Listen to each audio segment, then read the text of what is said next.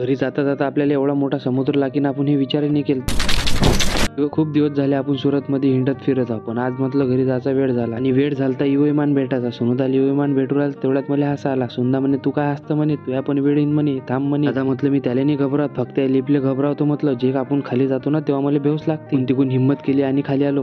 Bag गिक टाकली गाडीमध्ये, तसंच दर्शन करायला गेलो. आजचाच तर सोमवार, लेणीमध्ये सर्वात सुंदर असेल ते एकच असेल ही गोष्ट म्हणजे मंदिर. आजचा सोमवार होता, महादेवाचं मंदिर पण होतं आणि तिच्यात आपलं दर्शन पण चांगलं झालं. सर्वात सुंदर होती ती मुलगी. आमच्या मागं लागत जा. दादा म्हणे मला घेऊन चला म्हणे तुमच्यासोबत. मी म्हटलं नाही होय, आम्ही लय दूर चाललो. म्हटलं तुया वाखावीन म्हटलं रस्त्यानं जाता आम्हाला असं माहीतच नव्हती की एवढं सुंदर आम्हाला व्ह्यू दिसणार म्हणून. तसंच कॉलनीतून बाहेर निघालो तर पाहतो ते एवढी मोठी तापी नदीचा पसार की काय विचारता. ही नदी भारतात 724 किलोमीटर वाहते, पण हिचा उगम माहिती आहे कुठे? मध्य प्रदेश मधून होते. आणि हिचा नदी आपल्या महाराष्ट्रातून पण वाहते, पण 160 किलोमीटर. तसंच हिचा जो एंड आहे ना तो गुजरातच्या सुरत मध्ये होते. तुम्हाला व्हिडिओ कसा वाटला? आवडला असेल तर फॉलो करून घ्या लवकर.